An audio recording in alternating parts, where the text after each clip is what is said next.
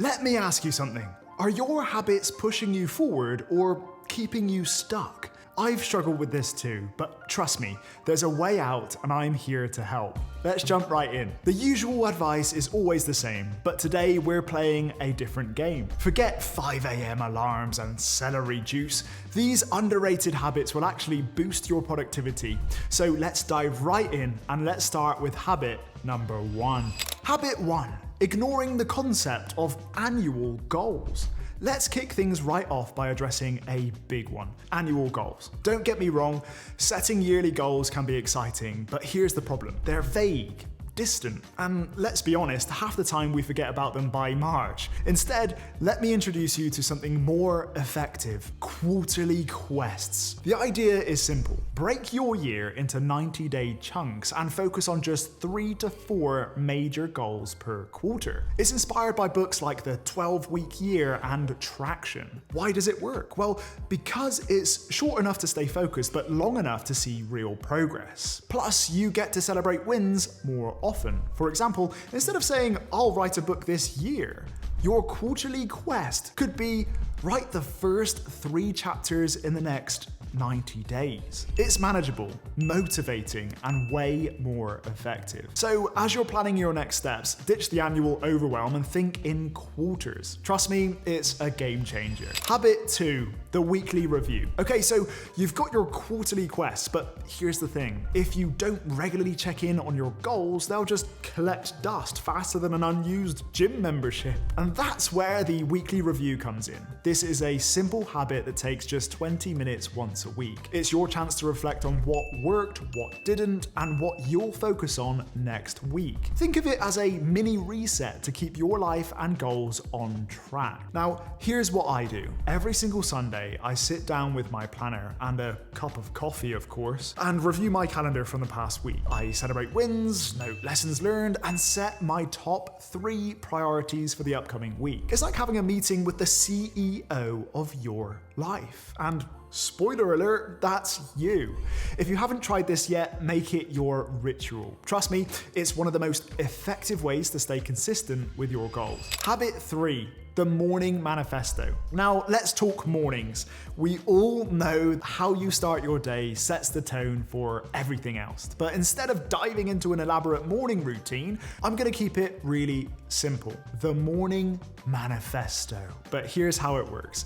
Every morning, just spend 2 minutes writing down 3 things. Your top priority for the day, how you want to show up, focused, calm, confident, you name it. One thing you're grateful for. It's quick, easy, and helps you start the day with intention. No more wandering into your workday feeling scattered.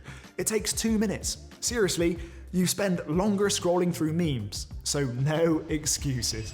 Habit 4, focus logs. And now for something that can make your focus last. Let me ask you this. How often do you actually stay focused on what you're working on? If you're like most people, distractions creep in more often than you'd like. That's why I swear by using a focus log. Now, here's how it works. Track your focus in 25-minute chunks using the Pomodoro technique, a method where you work for 25 minutes, then take a short break. As you go, jot down what distracted you and how long you actually stayed focused. Over time, you'll start to spot patterns. Maybe it's your phone, maybe it's emails. Whatever it is, you'll pinpoint the leaks in your productivity. It's not about being perfect, it's about becoming aware. Once you figure out what's derailing your focus, you can then fix it. Trust me, this simple habit can make a world of difference. Habit 5. Standing order social events. Okay, this next habit isn't just about productivity, it's about staying sane. Life isn't all work, work, work, and we need social connections to actually thrive. That's where standing order social events come in. The idea is simple. Schedule a recurring social event like a weekly brunch, games night, or coffee date. It's in the calendar and it's a non-negotiable. It helps you stay connected with the people who matter to you. For me, it's a standing Sunday brunch with close friends. I'll admit there was one week when work really felt overwhelming. Deadlines just piled and piled up. Stress through the roof, honestly. But just sitting down with friends, laughing about jokey things, and sharing a meal. It just reminded me that life isn't just about crossing things off a to-do list. That energy carried me through the following week. These events give you something to look forward to and serve as a mental reset button. Plus, they're practical. No endless back and forth planning. So set one up this week. It's not just good for your relationships, but it's good for your soul and sanity. Habit 6. Multimodality multitasking. Finally, let's talk multitasking, but not the bad kind where you're juggling emails while on a Zoom call. I'm talking about multimodality multitasking, combining a physical task with a mental one. For example, listening to an audiobook or podcast while commuting or doing chores. Brainstorm ideas while going for a walk. The key is pairing complementary activities that don't compete for your attention. Try it out.